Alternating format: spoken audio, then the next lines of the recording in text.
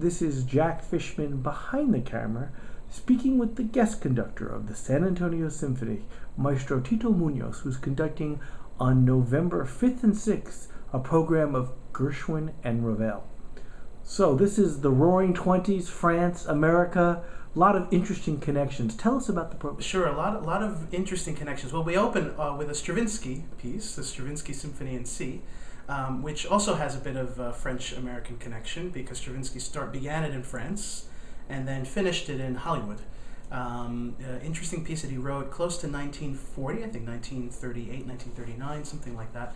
And it was at a rough time in his life. He was going through a quarantine of himself, and some members of his family died at the time. So it was actually a rough patch in his life. But he somehow managed to write this piece in a very abstract way that almost has nothing to do with anything that's going on in his life. It's very neoclassical, very formal, but a lot of fun. He started it in France, and when he finally emigrated to Hollywood, he finished it, the last movement, the fourth movement. It's a fun piece. It has a lot of witty things, a lot of character, and it's actually very difficult rhythmically to play. But it's a great orchestra, so I'm looking forward to working on it with them.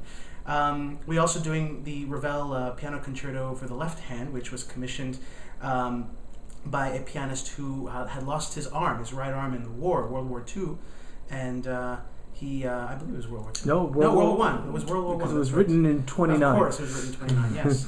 But he lost his arm, and he commissioned many composers, actually, for left-handed works, because he was a world-class pianist.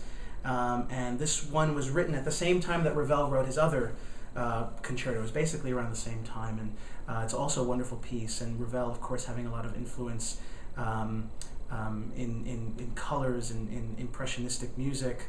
And on the second half, we have two Gershwin pieces, these two wonderful staples of American music. And Gershwin, of course, having studied with French composers, he has that sort of that color, that idea behind color and impressionism, but also with the wonderful jazz elements of Americana. And so he wrote the Rhapsody in Blue for piano and orchestra for Paul Whiteman. This version was orchestrated by Ferd Groffet, but this particular piece is very special in a lot of ways. And when it was premiered, it wasn't finished. Gershwin improvised a lot during the premiere.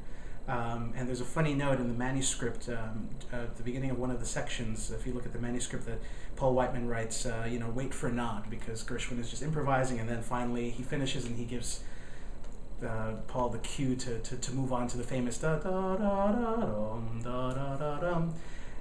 The airline theme. The airline theme. That's correct. We won't mention which airline, but yeah, the airline theme. And so it's a really, really wonderful piece. A lot of wonderful colors. It adds the elements of saxophone to the mix, to the orchestra. We have three wonderful sax players that are playing on this. And then the last piece, the American in Paris, which is just a wonderful piece with taxi horns and so much hustle and bustle of the city in a very wonderful way. So I'm looking forward to this program very much with the orchestra. Now, you mentioned that the Ravel was commissioned by this pianist after World War I, and he commissioned many pieces.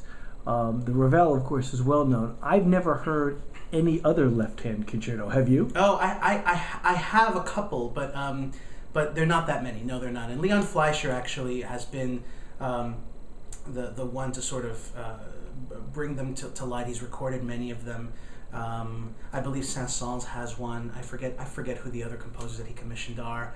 But Leon Fleischer, who also had a case of focal dystonia in his right hand, he couldn't play, and so he was doing a lot of left-hand pieces, and he actually has been a big champion of those pieces. So it's been really interesting to sort of hear them and see what is possible with just one hand, and so it's very interesting. Yeah. Did anyone ever write a piano concerto for the right hand? I don't think so. I haven't heard of any. Yeah. Your appearance here is as a guest conductor. Correct. And you're currently in Cleveland? I was with the Cleveland Orchestra. I just finished a tenure with them, 3-year position with them as assistant conductor of the Cleveland Orchestra. I live in Cleveland right now. I still live there, but now I'm just guest conducting and basically freelancing for the time being. And you perform also in Europe? Yeah, I just came back from Europe. I was in Frankfurt Oder, which is near Berlin. I was there doing a concert with the Brandenburg State Orchestra. And I've been to Europe several times. I work with orchestras in France and in Germany. So that is part of the life, is going back and forth from Europe. Yeah. Well, we're very much looking forward to the program on November 5th and 6th, Gershwin and Ravel. Thank you.